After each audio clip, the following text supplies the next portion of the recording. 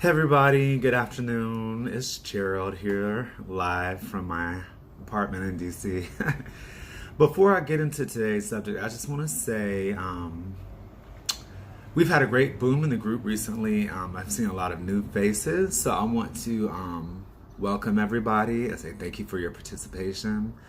And if you don't know, I do offer a number of services on my main page, which is the Urban Alchemist. If you're searching my page on Facebook, just search the @ symbol, the Urban Alchemist 369, and then my logo will appear, which is a 7-pointed blue star.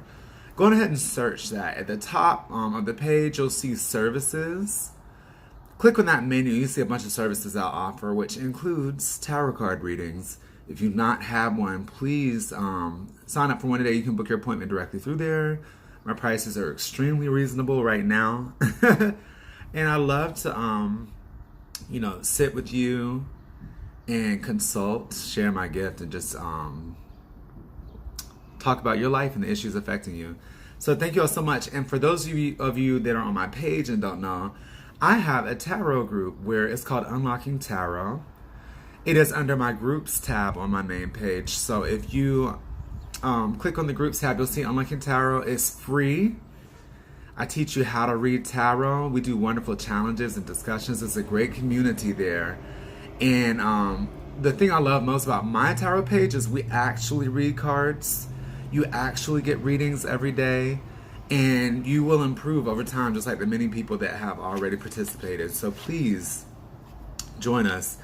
So today, because we have a lot of new people in the group, thank you all so much for joining. I want to discuss, the title is So You Want to Read Tarot. I want to discuss things to sort of set you up for a successful journey with tarot. The approach is really important when you start tarot. As in anything, your intention determines a lot. And I think a lot of people start reading tarot not knowing exactly what it is or what to expect. So we're going to discuss that today. I do have some cards here as props. If you see any of these cards and they have a message for you, know that message was for you. Funny, the first one I pull up is the 8 of Coins. So that means, with this skill, practicing over time, you will improve, and it may even be something to make you money or something that will be a greater investment in the future someday, but it's all about the time you dedicate to it. So that's funny. That's the first card that pops up. Y'all, tarot is wisdom. It is a spiritual practice. And you don't just go off of what you see on TV, Hollywood, whatever, because that's all sensation, you all. It is a spiritual tool. It is access to wisdom. And it is something that is evolved, something that is a catalyst in your own transformation. Okay? It's been popularized as a party trick, as a hobby, as many things. Fortune telling, which is not, it's much more than that. But it is a powerful tool for your own personal metamorphosis, transformation. It is an initiation. That is a very specific and key word. It is a spiritual tool. It does have several characteristics. One is that it's archetypal in nature, meaning a lot of people use that word, but they don't exactly say what it means. It means it's universal. It is also mysterious. Okay? Oh, another way it's been popularized is like just, a fun tool, like if you want to know about your love life or whatever, you can use that. So understand that the way it's popularized is not what it actually is. And I can relate this recently because I can relate this to a recent incident because I received a Ouija board, and I've always been a little hesitant to use one because I've heard negative things that can happen. I've always been a little skeptical. I wasn't quite sure because the popularized thought around Ouija boards is that they're dangerous. They're not real, which is interesting. They're dangerous and they're not real, like the information that comes through. And it's something you should avoid. But just like tarot cards, it's just a tool. It's a tool that can be used for good, could possibly be bad as well. Depends on your intention and, more importantly, your approach. And so that's the first thing I want to discuss with you. As a new person to a long-standing tradition, one of which you may not be aware of, be respectful. Anything that's spiritual is sacred, and an aspect of being sacred means it's secret. There's secret knowledge within. I wish that bus would stop making all that noise. There's secret knowledge within, so it's sacred, and you have to approach it with a level of respect and awe. You know, people that walk into it haphazardly, they could not get the results that they're hoping for, or even worse, they could create some chaos or whatever in their life that they weren't anticipating. So, and that's not to scare anybody, you all. Like, they're all tools. You know, fire is the tool, the element of fire. Or even, you know, you can think about weapons. You can use a knife to prepare a meal or to stab somebody, you know. It's a tool. It's all about how you use it. And, you know, I wouldn't approach a knife just haphazardly. You have to have a certain level of respect and approach it with that. Because you can end up harming yourself, you know, cutting yourself, not being aware of how to properly use a knife. So it's that same type of reverence, you all. So approach with respect and awe. Understand that there is long-standing tradition of which you may not be aware because of the way it's been popularized in media, in Hollywood and stuff like that. But it is a wisdom system. Just before you even approach tarot, learn what divination is, because that's a whole thing unto itself. But tarot is a form of divination. It is a system. It's long-standing, and you really have to, in order to get what you need out of it, I think you need to adjust your expectation, okay? It is mysterious. It won't all be revealed to you all at once. You will learn through experiencing it.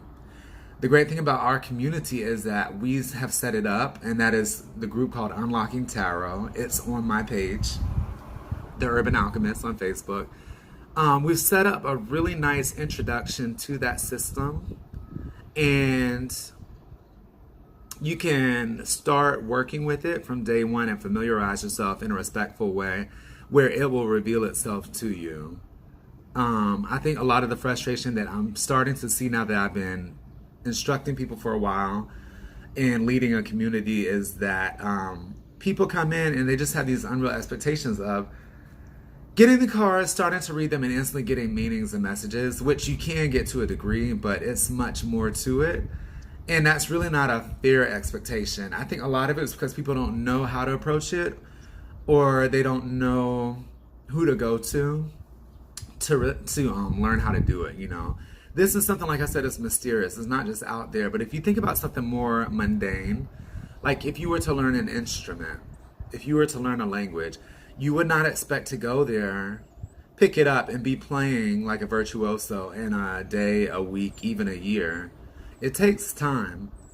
But you can learn the basics. And so, you know, familiarize yourself with the basics. If you can find a community of people like mine, or any other community, it's great, you know. And that's another thing, y'all. The quality of information varies from community to community, from book to book, from source to source. Find a good community. Find great books. Find things that really resonate on a deep level, okay? But with an instrument, it takes time. You have to familiarize yourself with your instrument. You have to learn all the parts. You have to be able to put the parts together. You have to get a sort of body, muscle memory type of connection to reading the music. There's so many processes involved. And so it's a little foolish to think, and I don't say that in the way of the fool depicted here. it's a little naive to think that you can master that immediately. It does take time, but it's something that's definitely worth the effort. So approach with respect. You all understand there's a long-standing tradition in front of you, and just don't expect to do it right away. But just like a language, just like an instrument, you can expect to learn something or a part really quickly. I can teach you how to play Mary Had a Little Lamb without even you having a knowledge of how to play piano or how to read music or anything. I can teach you that. So you can't have little successes. It's about just like adjusting your expectation. Like I said, get a good source to learn from. Another thing is part of learning tarot is it's just the amount of time you put into it. What you put in, you will receive. I have made videos like this before, you all, and so I'm echoing a lot of the messages I put there. But the time you devote to tarot, you can expect to get some sort of feedback. So if you just approach it 5 minutes a day, or even here and there every now and then, don't expect to learn much. It's not going to reveal itself to you.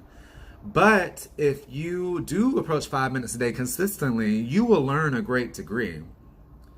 If you read for a friend once in a blue moon, you're not really going to learn much. But if you read constantly for friends, family, supportive people, as much as possible, you're going to grow really quickly because you're going to just get the exposure and you're going to have the hours in.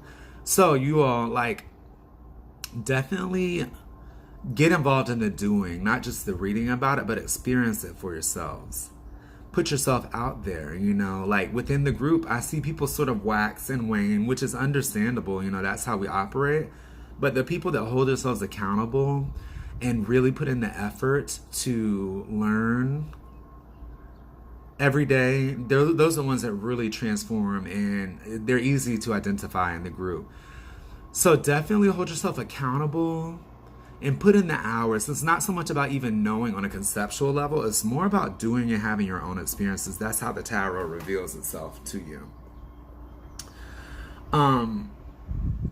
And definitely when you put in the hours, put real effort into your studies. Like I said, it's not about just, tell me when will I meet my lover. That's not the type of questions that will really propel you in tarot. It's more about questions that will allow you to transform and evolve.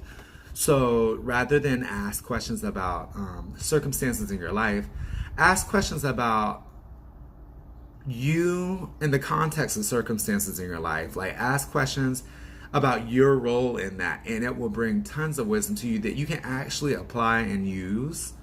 I think when people deepen their studies over time, they understand it's not just the airy-fairy things that you want to hear that come out through the tarot. It's real wisdom that's practical and that you can apply in your life.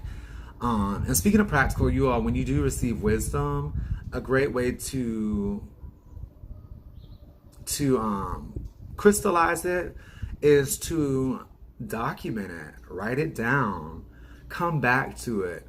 Notice how that wisdom influenced the way you went throughout the day and what type of results you got. Validate that information. So this is a wisdom system, you all. Can you imagine having a computer where you just ask questions all day? And nowadays we do have something similar, but can you imagine having this machine where you just put in a problem, a personal problem that you're having, and it gives you a customized personal answer to your problem, and you could use that to improve your life? That's what tarot is, you all, and it's been done for eons now.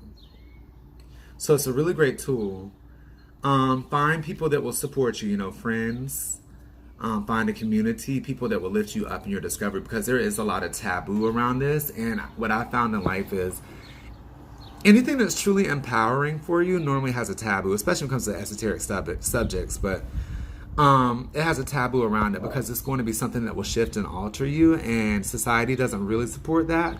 And most people discourage it themselves because it threatens their understanding of the world and the way it works. So find people that do support and encourage you, because, and y'all, speaking of empowerment, let this be a tool of empowerment for you. Um, this is a step in a positive direction. Like I said, it's a spiritual tool. It's something that will help your evolution, which will ultimately empower you as an individual. So surround yourself with people that will empower you, and your decision to empower yourself through using tarot. Um, Seek out people that do know a lot. You know, if you have somebody that has experience with it, they're going to help give you good advice and recommendations for how you can learn and grow with this tool. I'm one of them. Hit me up. But it's something that's really great. So if you decide you want to read tarot, y'all, keep these tips in mind. Understand that it does take time, and I'll just recap them all. Approach with a sense of awe. If you don't know what tarot is, read about it first. You know, don't just go on your own assumptions. It's calling you for a reason, so you open up to it. You read about the history of it and understand that it is mysterious. Those mysteries will be revealed to you as you work with it. Allow it to be a transformative tool. It is a spiritual tool for you, just like any other spiritual tool. Crystals, pendulums, Ouija boards, altars, like all of those things are spiritual tools. And it's how you use them that determines how they benefit you. So approach with respect. And then understand that they are a bit taboo, and that's for a reason. Adjust your expectation. Know that it does take time to use these tools, even though you can learn certain things immediately. Give it the proper amount of time before you can expect to see results. And know that there's a level of mastery that has to be achieved through this before you can really get what you ultimately want out of this. And what you receive is way more than you anticipated. So seek out friends, seek out community, supportive people that will help you in your growth with this tool. And another thing that I've noticed, you all, is a lot of people, you know, us being Black people, African Americans, whatever, is that a lot of novices, I noticed, they are quick to reject, specifically the Rider-Waite deck. And I always recommend to everybody, start with the Rider-Waite deck. I cannot emphasize this enough. You need to use that deck. It is the standard. It has the most symbols to use. And it is what is going to really teach you tarot.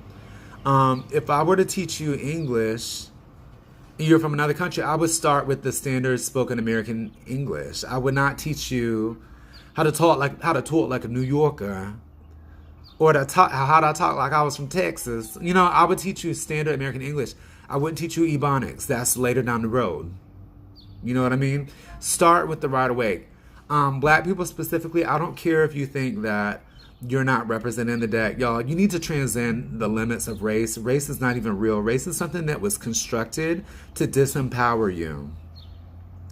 We're all about empowerment, okay? So you need to let go of that a little bit.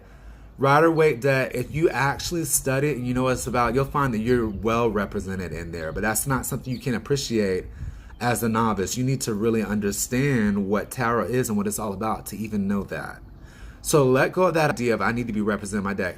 If you want to be representing your deck, go on ahead, purchase a black deck, melanated deck, whatever you want to do, but purchase that along with a Rider-Waite deck, because you need to learn the basics first, okay? And you need to let go of this notion of race, really, you all. We're all spirit first, and then we're human, and then you may say that we're this thing called race. But y'all, don't get too caught up in that, because that's designed to disempower you, okay? Like I said, be open.